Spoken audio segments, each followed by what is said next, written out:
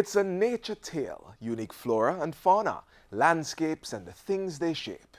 If only for a moment, look and listen close enough and you might hear a hummingbird chirping or the bauxite being pulled from the earth's ore. Hi, I'm Theodore Henry. Welcome to this edition of Jamaica Magazine. We're exploring some of our natural elements and government's involvement to make them work for our nation's benefit. It's always beautiful in Jamaica. Everything usually be green and pretty. We have beautiful water. Temperature that is normal temperature, the water never cold. We've been into business for about 13 years. JUSC-COOL, just cool. It's spelled with 3 0. We make 3 different types of pudding. We make potato, we make cornmeal, and we make toto. This is the cornmeal, okay? That's actually almost the last process. What he's gonna do now, he's gonna put a gel on top. Within no time, he has to take it off because the gel give it a nice taste. We have people like Shelley and Fraser came here. We have, you could name the biggest artists, Shabba Ranks, name them all. Being the Man, they all come here and buy their pudding. This is what we grew up on. Now, when the people come to Jamaica, everybody, as soon as they land off the plane, this is where they come. They want to taste this pudding because it brings them back to the old days. The long time days when they was kids growing up and they used to sit on the fire and watch their mama, their grandmother bake the pudding. We try not to change off our roots, we try to keep it that way. And not only that, we have a lot of love because we're all about love.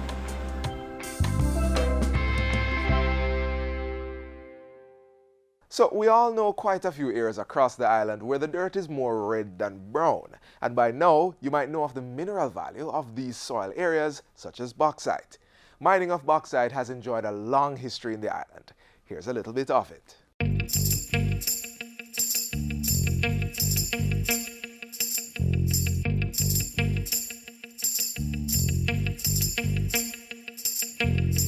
Bauxite has been a stallion in the economic development of Jamaica from 1952, when the country made its first shipment of the product.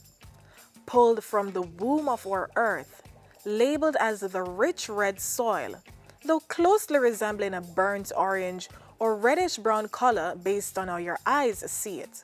This precious mineral is conceived with the continuous fulfilled hope of bringing money, major investments, manpower, and however you put it, massive rewards to our island.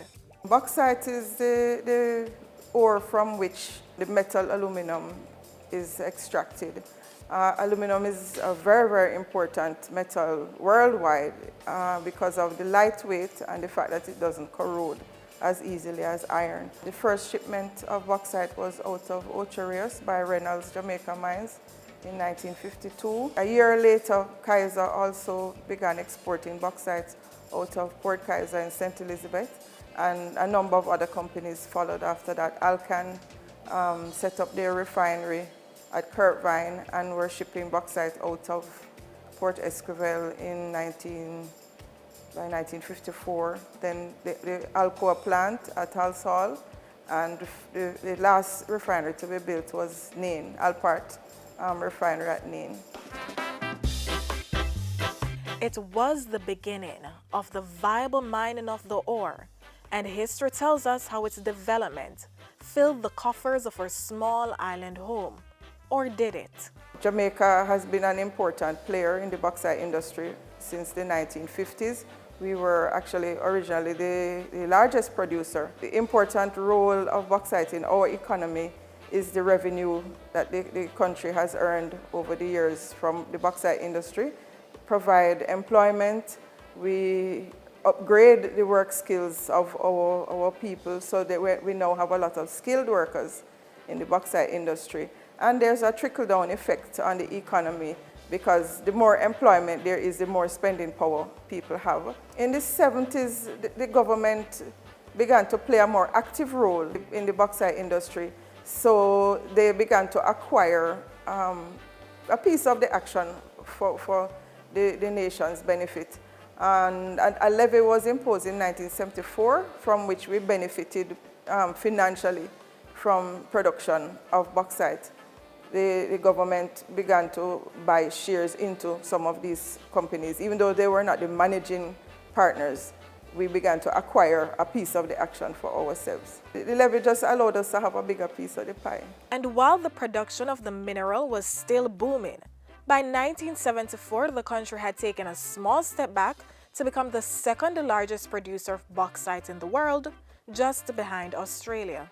So Australia overtook us just by virtue of scale. It's a huge country with a lot of reserves and good quality reserves, easy to mine. In terms of production, we are ranked 6th in the world now, behind Australia, China, Brazil, India, and Guinea. So our production is in the region of about 10 million tons per year, and we're comparing to Australia that's producing in excess of 80 million tons. We have some challenges that these other countries don't have. For example, we are always mining in populated areas. So our industry has to always be mindful of the local communities and find ways to work with them in order to continue producing bauxite. But despite that, the commercial mining of bauxite continues to be one of the most important contributors to the economic development of Jamaica, accounting for about 10% of gross domestic product, GDP. In addition to that, the industry represents one of the largest gross earners of foreign exchange for Jamaica. As long as human beings require resources, they will try to extract it wherever they can. The consumption of aluminum is going up. So I see as long as we have reserves available here, I expect that mining will continue. For at least the next 30 to 40 years, we should have enough reserves to continue at our present capacity.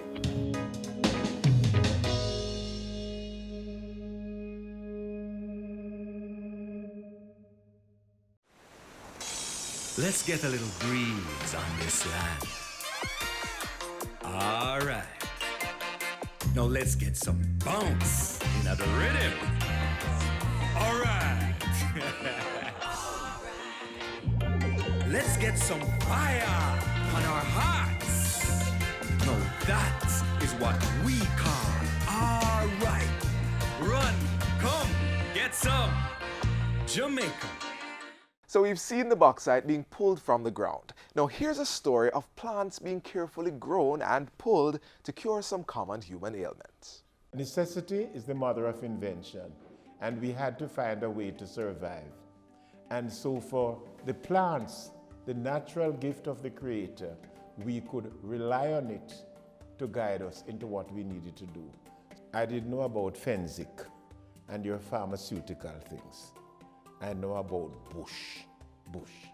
So if I had a headache, I knew as a child that I should use the leaves of 3 mackerel bush and a piece of cloth and tie it on my head, and the pain would go. The use of herbs as medicine. While this age-old practice has been overlooked by many, the Institute of Jamaica saw it fitting to mount an exhibition on medicinal plants of Jamaica and their uses, bringing to the present the medicinal habits used in the past. So at least 330 plants have been found growing in Jamaica, have been identified as having medicinal value. Of that 334, at least 193 have been assessed for their biochemical activities, and 23 of those are actually endemic plants. Not every plant, though in its natural form is good, is accessible to everybody.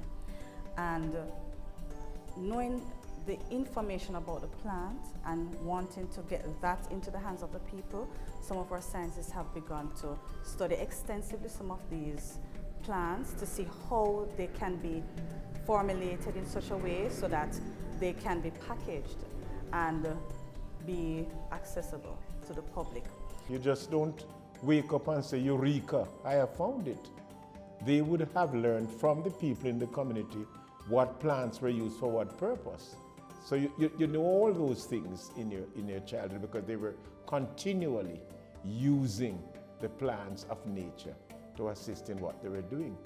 Ever since I was a child, my mom always said me go break a piece of bush to make tea if the tea bag run out. But what was I getting out of it? I had no clue. And sometimes people say it worked, some other people say it didn't work.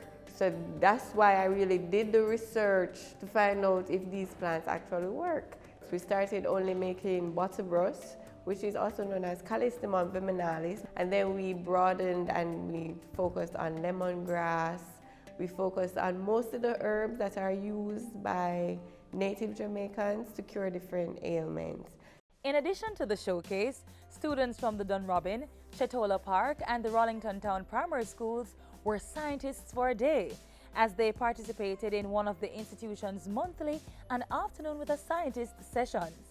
Modeled around the Ministry of Education's academic calendar, the mandate of the program is to expose students to and encourage an appreciation for different disciplines of science through fun-filled scientific activities.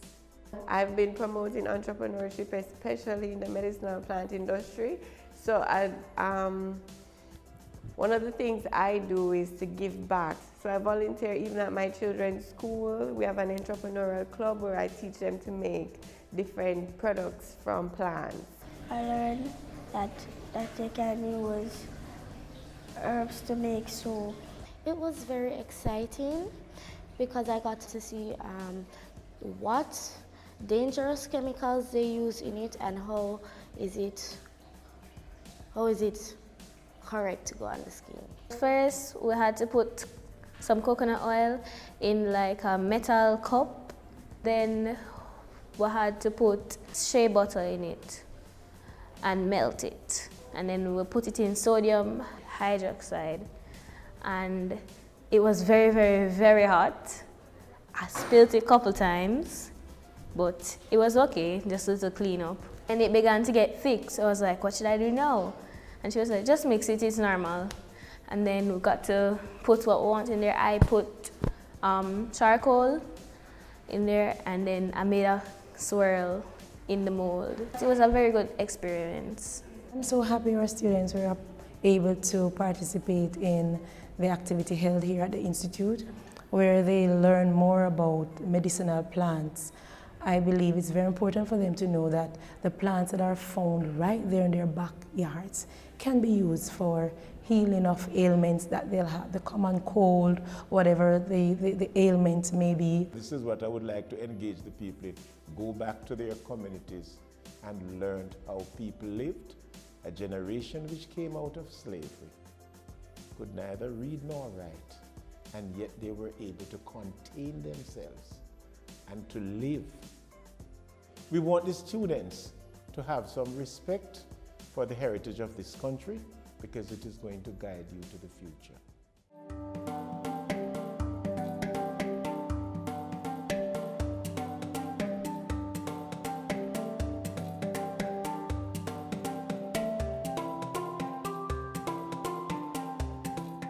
Protect Jamaica, plant your grass. Help us become more resilient to climate change impacts. Protect Jamaica, plant a tree. It improves the island's national biodiversity.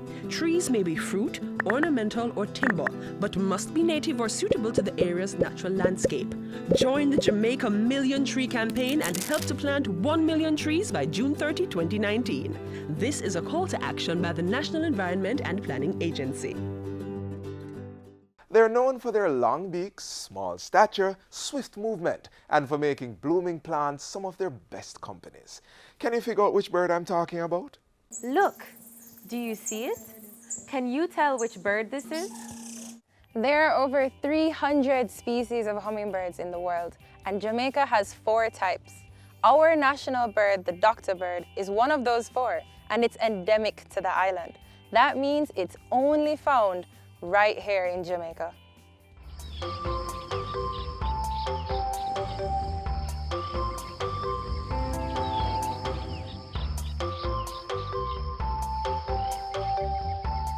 According to sources at the Institute of Jamaica, in 1962, a committee was established to consider the recommendations for the national emblems of the country.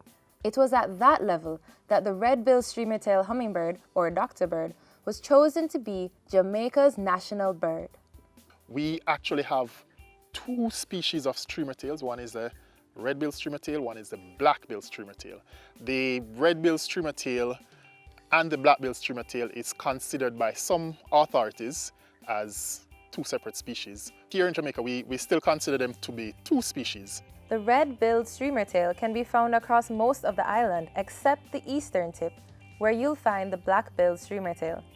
Hummingbirds' nests are made from small leafy materials woven together with cobwebs. There are about 2 eggs per clutch or grouping, usually one male and one female. Hummingbirds are actually sexually dimorphic.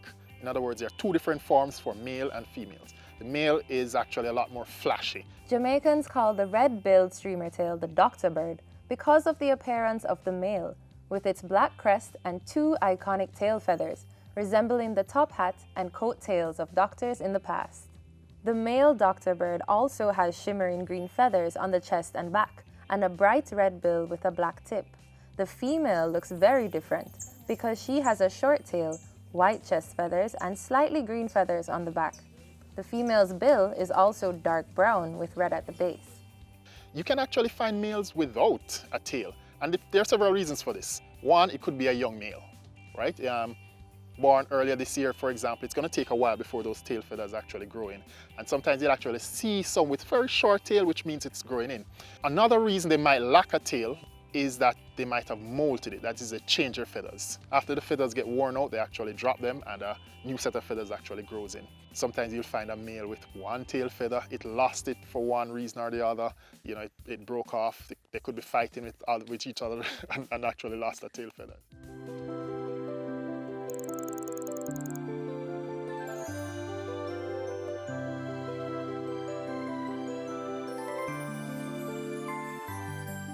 Hummingbirds, for their size, I mean, they're very tiny birds, but they're probably one of the most aggressive groups of birds in the entire world. The reason for this aggressive behavior is because of food scarcity. They have a group of flowers which they'll visit throughout the day because it takes some time for the nectar to replenish. Sometimes about half an hour, sometimes about an hour or longer.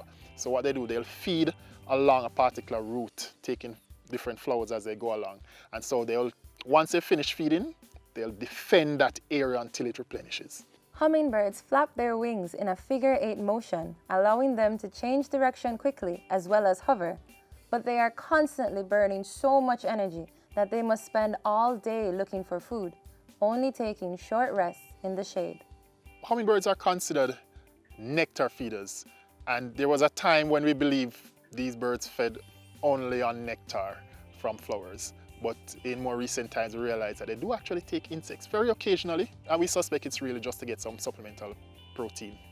In terms of the trees and the flowers that the hummingbirds feed on, I would like to highlight that the national tree, the blue maho, is actually one of the favorite flowers of the doctor bird. You can spot the doctor bird at many of our public gardens across the island. For example, right here at the Blue and John Crow Mountains National Park. A United Nations educational, scientific and cultural organization, UNESCO World Heritage Site. Look at that color, shimmering emerald green, and those 2 long tails. Our national bird is certainly a sight to behold.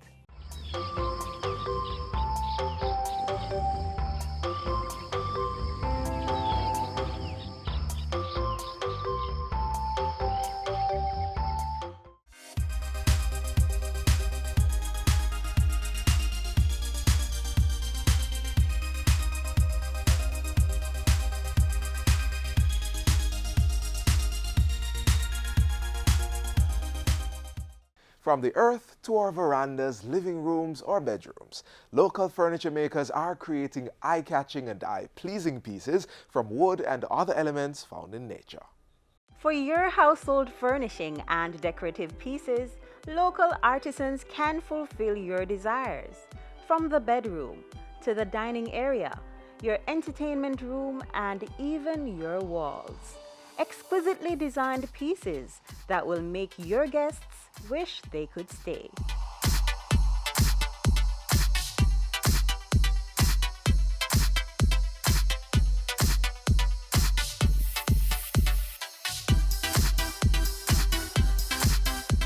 As part of our local economic development support program, we host a number of business fairs. Today we're having a furniture fair where we're trying to showcase those businesses that deal with the crafts from the downtown area. If you travel along Harbour Street downtown, you will notice a number of furniture stores with different things on the sidewalk. And we consider a number of those products to be of high standard. A standard that you will get in any stores that you will go in and around downtown as well as uptown. So we wanted to bring into Emancipation Park those products of persons who are in homes and in businesses to see what we have to offer, the indigenous skills and craft from Jamaica. The exhibits here are actually really lovely today. Like especially the natural, I think it's a natural furniture place. They actually have some really nice stuff on display. I believe in nature taking the dominant role in everything we do. So I want to highlight the beauty of nature, and that's why I go for stuff that look the way nature presents it already. Anything you can conceptualize, I try to bring it to life. I do door, countertops, accent wall, the whole decor pieces. It's a nice coffee table, two cedar limb, I put them together with a resin inlay. So I pour the epoxy called liquid glass. Yeah, I love to work with that to create the binding, but it also comes with a lighting underneath it to really illuminate the whole thing in the night. Another piece of the same cedar tree. If you notice how the termite heat it out, but I treat them to ensure that nobody have termite in their home. However, it's the termite in it that causes the different looks, the rotten here. They heat it out, but when you put a finished touch to it, it's gonna come out beautiful. So my beauty is what you consider to be ugly and distorted. I just bring a little beauty touch to it. This is actually is a dinner table for about 3 or 4 chairs. Put a little piece of nature to it. So it comes with a wood root of a orange tree, and it's also a guango base and a guango top. These wall pieces are what a Jamaican famous wood called logwood. Growing up in the country, I always love it, so I bring some little touch to it to finish them, but it's all natural. Uniwick has been around for over 25 years. We manufacture wicker, rattan, and we also do fully upholstered furniture.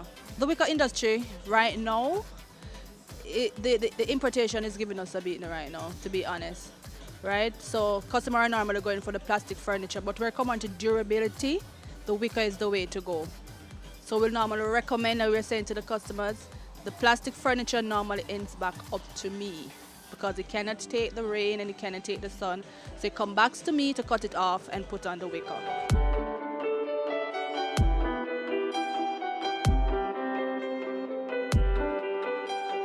I did look at some of the furnitures and things, and it looked nice, looked interesting.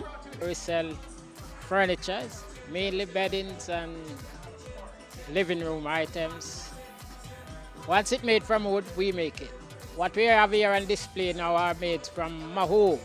That's a national wood. Purchase of maho from the people who cut it. You can purchase from the forestry department. We use the maho, we use the Spanish elm, cedar, and mahogany. Those are what we mainly use. They are more comfortable working with, and they give you a proper finish, lasting, life-lasting products you get from them. I think this is a great event, and STC should really look into having monthly booth like this. We started 28 years ago, believe it or not. We cater to hotels, villas, private people, doing furnishings with Jamaican bamboo, totally Jamaican products, all handmade. And we use the internet to market, and a website, Facebook. And we've been in a few shops, but at the moment we aren't in any shops, we're just in online. I was showing you our bath rack earlier, and we do pendant lamps, cluster lamps, every type of lamp you can think of, ladders, shop fixtures for hanging clothes, displaying shoes, as well as your regular furniture, bedside tables. Bamboo itself is one of the most environmentally friendly plants, so by cutting bamboo down, you're increasing the growth of bamboo and takes out carbon dioxide out of the air and it's good for the environment. Plus, it's a very strong material, so it's very durable. And in places like by the sea, it doesn't rust. So we use bamboo dowels, no nails and things like that, so no rusting. We also create very comfortable designs. So everything is designed for luxury, comfort, put your legs up, get back, you know? I saw this piece from a mile. It's like a city. Looks like a city, you can see. The buildings, the road, you know, some of the other buildings. But I want it for my studio. And it represents like naturalness. So I'm gonna put these pieces in my studio. I have on display abstract pieces. Abstract pieces on canvas, paper, and PVC. The colors here today are based on PVC material, canvas, as well as paper. And they are colors inspired by people around me, my family, my son, my wife. So yeah, they are bright colors. Buy local, because we have tremendous products locally, and when we buy local, we provide the bread for more than one of us, yeah? So we need to grow our economy, and the best way to grow our economy is to buy local.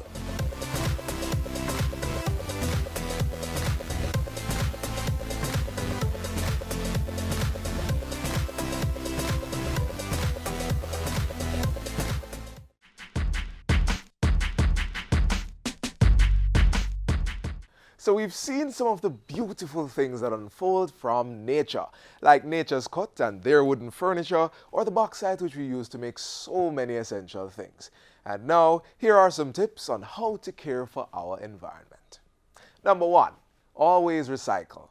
Use recycled paper and reusable bags. And remember the ban on plastic bags with dimensions of 24 by 24 inches or less. Besides, we've seen far too many plastics on the roadways and in our drains. Number 2, don't print more than you need. Save on paper. And if you can, print on both sides. Number 3, save electricity. Use energy-efficient bulbs and turn off appliances that are not in use. Number 4, if you're traveling a short distance where you can opt for walking rather than driving, try it now. And number 5, plant a tree. Work with us as we move on a mission to make Jamaica safe and ultimately to make Jamaica the place of choice to live, work, raise families, and do business.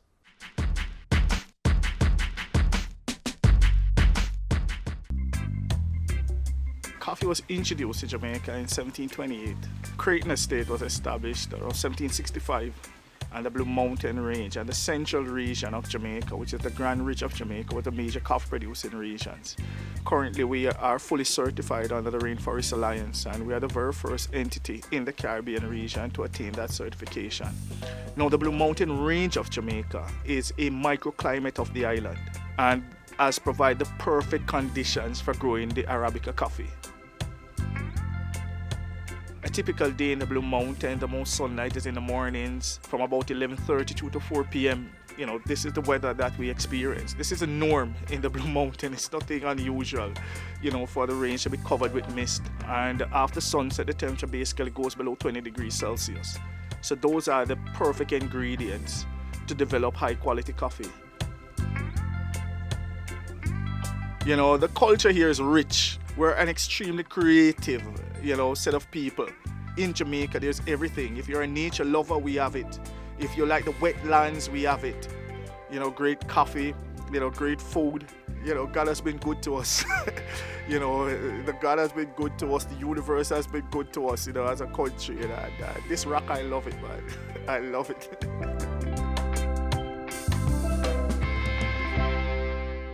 That's all we have for you on today's show, but if you missed anything, you can watch it all again on our website or our YouTube channel. Don't forget to keep up with us via our Facebook, Instagram, or Twitter pages. And remember, as Wendell Berry puts it, the earth is what we all have in common. Let's care for it. On behalf of the entire production team, I'm Theodore Henry. You take care. This has been a production of the Jamaica Information Service, the voice of Jamaica.